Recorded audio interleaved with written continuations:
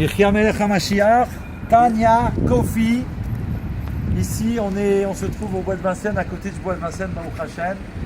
Et on a fait avec mon ami et mon frère Israël Yaakov une séance de Géoula pour travailler sur la Avodat Hashem, pour être prêt pour la Géoula. Le Rabbi nous demande d'être prêt. Donc Dieu m'a permis de rencontrer mon frère grâce au Mifsaïm du Rabbi, grâce au temple de la Géoula, du temple de Charenton. Je remercie Akadosh Baruch Hu qu'on s'est rencontrés. Et donc là, on est en train de mettre en place une avoda pour que notre corps il soit complètement en harmonie avec la divinité, avec l'âme qu'on a à l'intérieur de nous. Amen. Les deux âmes, amen. Amen. Que Dieu nous fasse réussir. Amen. Avec le niveau de la splendeur, puisque je t'appelle Israël Yaakov. Tiferet. Le Tanya, il parle de Yaakov Avinu, Baruch Hashem. Dans le Tanya, il a expliqué que Yaakov Avinu, son avoda qu'il a fait merveilleuse, il a réussi à être le révélateur de celui qui va réparer la faute du premier homme, un homme exceptionnel, parce qu'il n'y a pas d'homme comme Adam, il faut le savoir. C'est le seul être humain qui est fabriqué des mains d'Hachem. Et Yaakov, un être humain qui sort d'un papa et d'une maman, ils sont saints, Baruch Hashem, extrêmement saints, mais lui va réussir à être comme Adam Arishon. C'est ça la prouesse d'Adam, de Yaakov. Donc c'est pour ça qu'il s'appelle Tiferet. Son nom il est extraordinaire. Et il nous enseigne d'une manière Tiferet pour que le corps il soit véritablement soumis à la volonté de Dieu, c'est-à-dire être une charrette pour la divinité, être une charrette pour la Géoula. Donc le Tanya de... Une Merkava, exactement. Donc le Tanya du 24 Menachem Av, l'Admour Azaken il explique la signification qui a marqué dans le verset Uma Naim Goralenu, comme notre sort il est agréable, le sort des enfants d'Israël.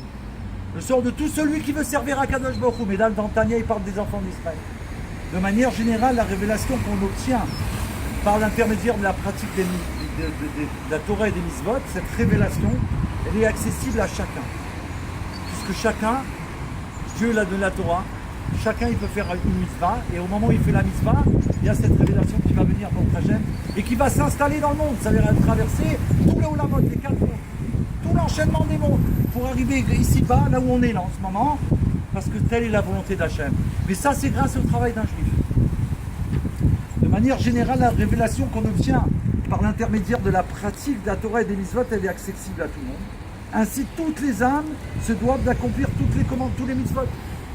Malgré cela, l'Admour Azaken, il précise que les parties de l'âme ne sont pas identiques chez chacun.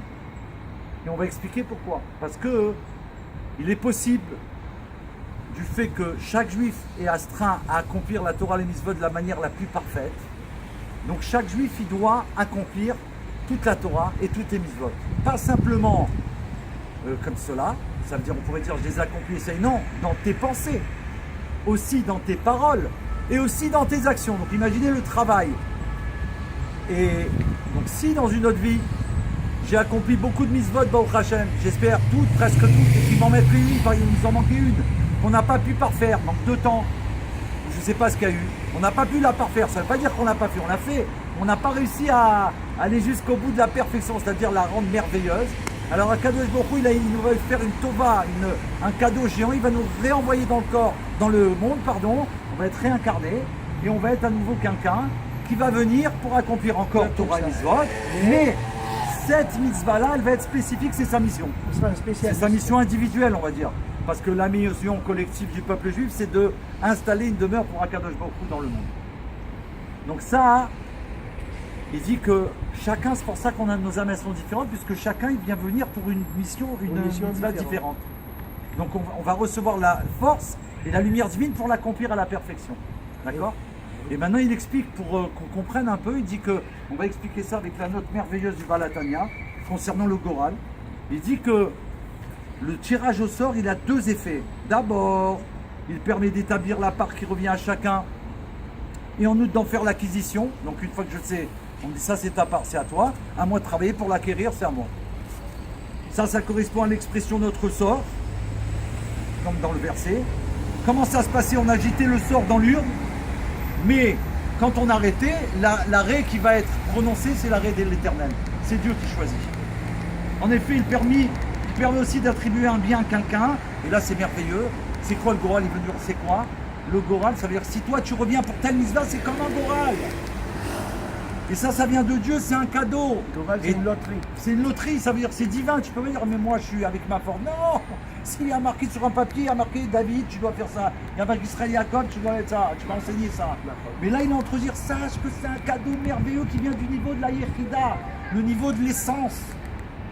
Il n'y a pas plus haut que ça. Donc avec, alors nous, pour dire un mot de la Géoula par rapport à ce qu'on vient d'apprendre du Tanya, puisqu'on est la dernière génération, comme on l'a appris du Harizal à Kadosh, et que c'est le Rabbi Melech HaMashiach qui a certifié ça, donc nous on doit dire, attends, on est revenu, Mina Shamaï, on est tombé dans la dernière génération, et on a une force de la Yechida, un cadeau, puisqu'on est là, c'est incroyable. Magnifique. Donc on doit utiliser toutes nos forces au maximum, ça veut dire, comme tu nous enseignes, tant qu'on n'a pas fait à la perfection, on recommence. On recommence et on va y arriver parce que Dieu va nous aider, il ne faut pas oublier, il va nous aider parce que nous on est la génération de la Géoula, le Rabbi l'a dit 770, 770, c'est toute notre génération, la France, c'est ceux qui vont amener la Géoula, Baruch Hashem, et nous on a mis dans notre vie à l'aise. Parce que toi tu commences tes cours toujours par un Torah. Moi c'est toute ma vie c'est la Torah. Et avant de commencer, tu dis on met Dieu dans notre vie parce qu'on est qu'avec Dieu. Donc si on met Dieu dans notre vie, ça veut dire quoi? On met Aleph dans notre vie. Gola, le mot exil, il devient Géoula. Et quand je dis Aleph, je l'ai mis dans ma vie, ça veut dire quoi? Aleph, si je le mets à l'envers, ça devient Gé, ça devient Pélé. Pélé, merveille. Donc tout ce qu'on fait maintenant, à partir de maintenant, on a commencé. Et on le dit pour nos frères.